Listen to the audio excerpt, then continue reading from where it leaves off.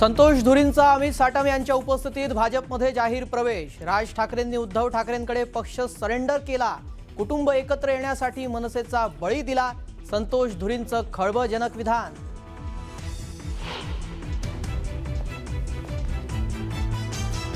राज ठाकरे आणि उद्धव ठाकरेंच्या संयुक्त मुलाखतीचा पहिला फोटो समोर। संजय राऊत आणि महेश मांजरेकरांनी घेतली मुलाखत।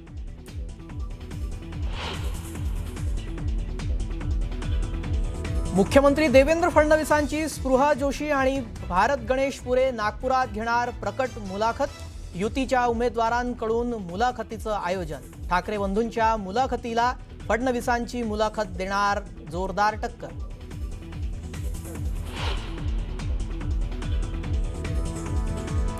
मागील पानं पलटले तर अजित पवारांना बोलता येणार नाही। समन्वय समिती ठरल्याप्रमाणे अजितदादांनी टीका करू नये।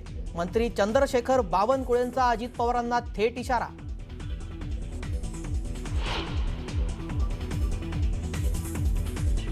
केंद्रीय जलशक्ती मंत्री सी.आर. पाटील यांचं वादग्रस्त विधान। छत्रपती शिवाजी महाराज पाटीदार समाजाचे होते। सी.आर. पाटलांच्या वक्तव्याने महाराष्ट्रात संतापाची लाट।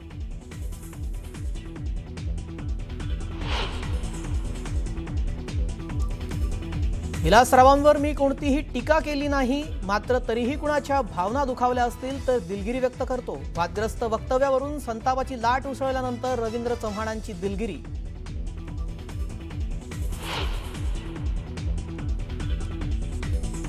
जनतेच्या मनात कोरलेलं नाव पुसता येत नसतं, लिहिलेलं पुसता येतं, कोरलेलं नाही। रवींद्र चव्हाण यांनी विलासराव देशमुखांसंदर्भात केलेल्या वक्तव्यावर रितेश देशमुखांची जोरदार टीका।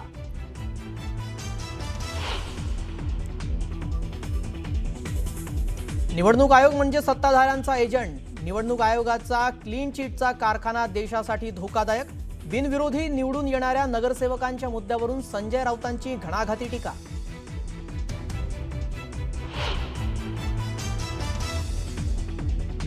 अकोल्यात काँग्रेसचे प्रदेश उपाध्यक्ष हिदायत पटेलांवर अज्ञातांकडून चाकू हल्ला। हल्ल्यात हिदायत पटेल गंभीर जखमी, रुग्णालयात उपचार सुरू।